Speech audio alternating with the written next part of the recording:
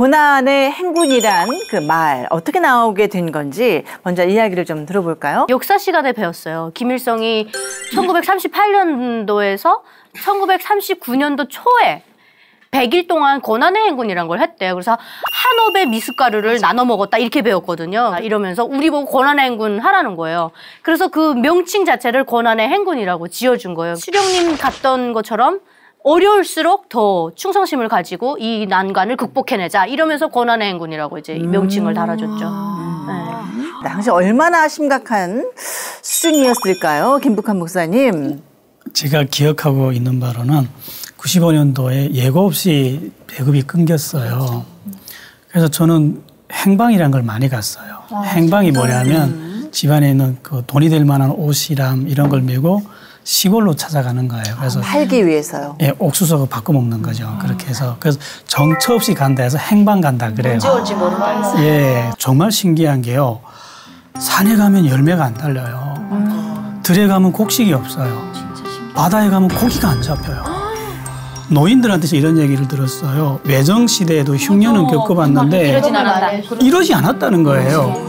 보통 사람들은 고난의 행군하면 양식이 없는 거로만 상상을 해요. 근데 양식만 없어진 게 아니라 인간의 시기주의에 필요한 게 모든 게 사라지는 거예요. 그러니까 97년 그때부터는요. 굶어 죽는 사람도 나오기 시작했지만 얼어 죽는 사람들도 나오기 시작했어요. 왜 이렇게 몽땅 모조리 없어지는 줄 알았더니 김정일이 돈이 될 만한 건 몽땅 외국에다 파는 거예요. 맞아, 맞네. 중국에 가보니까 북한산 석탄이 수입이 되는 거예요. 울산 강산주 다 팔아. 예. 군대에서도 먹을 게 없어서 고생 엄청 하셨다고. 아유, 4월 25일 날이 인민군 창건절이에요. 너네 나가서 돼지를 가져와라 그러니까 훔쳐오는 방법밖에 없잖아. 누가 주는 건 아니니까. 그래서 군인들 3명에서 돼지를 훔치러 간 거예요. 그런데 그 북한의 돼지우리는 널판짝으로 이렇게 앞에 우리를 만들었거든요. 앞에 널판자를 뜯었어요. 그리고 이제 돼지를 몰게 되면 바깥에서 이렇게 자루를 벌리게 되면 돼지가 들어오면 쾅 막아서 메고 가자. 이게 작전 계획이었어. 그런데 돼지가 꿀꿀꿀꿀꿀 소리 나니까 방 안에서 불이 펄 켠 거, 주인이 불을 켠 거예요. 그치. 불을 켜다 보니까 여기서 사람이 나오면 자기는 잡히면 이제 도둑놈 되니까. 그치. 먼저 사람이 나온 거야. 거기 돼지보다 먼저. 그러니까 나오는 동시에 자루를 짓고 있던 사람이 공병도끼로 깐 거예요. 공병도끼로 돼지 어문 까갖고 이렇게 데리고 오려고 했는데 사람이 나올까 그걸 깐 거예요. 군인들 그 부대에도 먹을 게 너무 없어갖고 어휴 저도 군부대 군의소에서 치료하는 간호원이었는데 허약자 영양실조가 엄청 많았어요. 야 장난 아니었어 그때. 눈물 없이 들을 수가 없네요 정말. 아유 정말. 예, 군인들이 키가요 145cm가 정상이고 몸무게가 43kg인데 정상이라고 딱 도장 찍혀서 들어와요. 아니 제가 150인데 저보다도 작은 거예요. 네, 151인데. 그래 자동보청이 질질질질 끌려요. 애들 보면 키가 작기 때문에 네. 이 먹질 못해서. 아, 우린 정말 한두 끼 굶어도 그죠? 아, 정말 견딜 수가 없는데.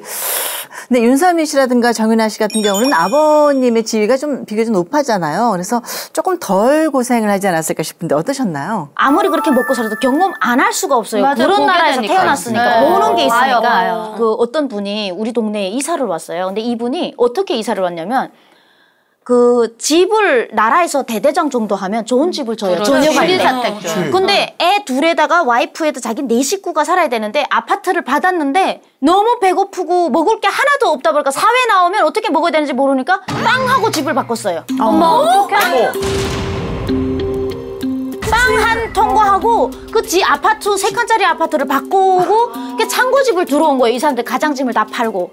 대대장이 한순간에 꽃제비가 되더라고요. 그래서 빵하고 시그 이주가 진짜 맞는 거예요. 아 진짜 집 필요 없다니까. 먹을 게 없으니까 다 팔고 가족 개념도 없어져요. 먹을 게 없으면 영적으로 완전 타락시켜 놓는. 아니 상황이 진짜 너무 이렇게 심각해질 정도면은 또 우리나라에서는 좀 시위도 일어나고 다들 들고 일어나잖아요. 그런 건 없었어요? 쌀을 안 주기 시작하니까 사람들이 얼마나 순박하냐면 황해제철소가 있어요. 굉장히 큰 맞아요. 황해제철소인데 그쪽에 밥 안 주니까 사람들이 하나 둘 그냥 국가에서 주겠지 하고 모이기 시작하는 거지. 2,000명 정도가 모이기 시작했어요. 간부들이 그걸 또 알고 야, 이 정도 모여있는데 국가에서도 허락해 주겠지. 왜냐면 인민의 낙원이라고 했으니까. 이민이 먼저니까. 그래서 딱 보고되니까 김정일이 이 보고를 받고 이게 시위로 번질 수 있구나. 소멸하라. 깔아 죽이고 싸 죽이고 다 죽였어. 그게 소문인 줄 알았더니 진짜구나. 진짜구나. 다 죽여버리고 그 이후에 소문이 남조선 군대가 죽였다는 거야. 남조선이요? 걔네는 그게 소문 엄청 났었어 그게. 그 지역 군부대는 남조선 군복을 입고 군복무를 해요. 그러니까 걔네가 특수부대에서. 죽였다는 거야. 특수부대니까. 그 시위가 완전히 학살돼 버린 거지. 그렇군요.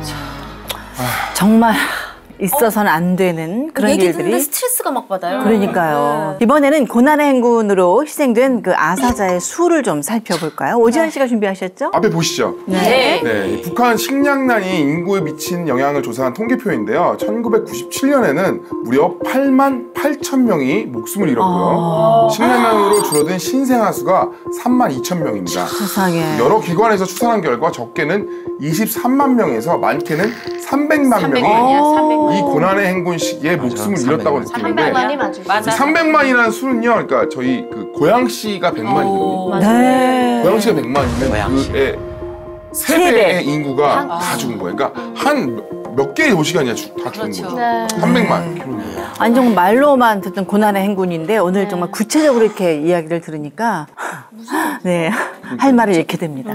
자, 고난의 행군 동안에 식량난을 겪으면서 북한 주민에게 신체 조건에도 굉장한 악영향을 미쳤다고 하는데 어느 정도인지 자, 남한과 북한의 신체 사이즈 비교표를 저희가 준비를 해봤습니다.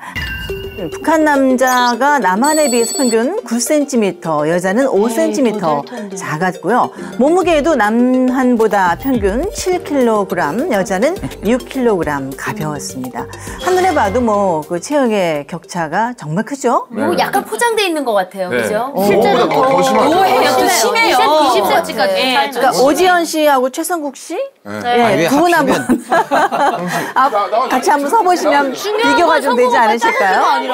내가 보기엔 처음 해봤어. 아, 좋은 편이에요? 예, 키도 큰 키야. 얼굴도 뽀얗고. 예, 북한에 있으면 야, 이 호위국에 갔어. 네, 저는 좀 큰 편이긴 해요, 제가 좀. 기분 나쁘네. 아니 이게 원래 큰 사람, 원래 큰 사람. 오지현 씨는 평균 신장보다도 훨씬 커요. 아, 큰 편이긴 한데, 저 186이요. 186. 그럼 고인이지. 북한에서 186짜리 남자를 본 적이 없죠. 너무 거에 없어요. 70이면 아니, 근데 뭐, 그러니까 남한이 이 정도까지는 아니야. 한 요 정도 된다고 생각하면 돼요. 요 정도? 요 정도가 이제 보통 키거든요. 네. 남한 여자와 우리 주여, 왜 나를 하필이면 나를. 상황이 달라진 것 아, 같아요. 여기가 남한. 내가 북한 여성 같아요. 수실 언니는 고난의 행군 베이비가 아니에요. 아, 그래요? 고난의 행군 시기에 태어난 사람 우리죠. 우리예요. 우리는 제대되고 들어와서 고난의 행군을 갑자기 겪었고 성장기 때 잘 먹은 거예요. 이게 성장기에는 나는 또 엄마가 요리사다 보니까 또 잘 먹었어. 그랬구나. 그리고 또 보통 우리 자랄 때는 아이들이 키가 컸어요. 아유, 아무튼 지금 뭐 키도 비교를 해보고 그랬지만 이렇게 마음껏 먹을 수 있다는 거 그거 하나만으로도 정말 얼마나 감사한지 모르겠습니다. 예.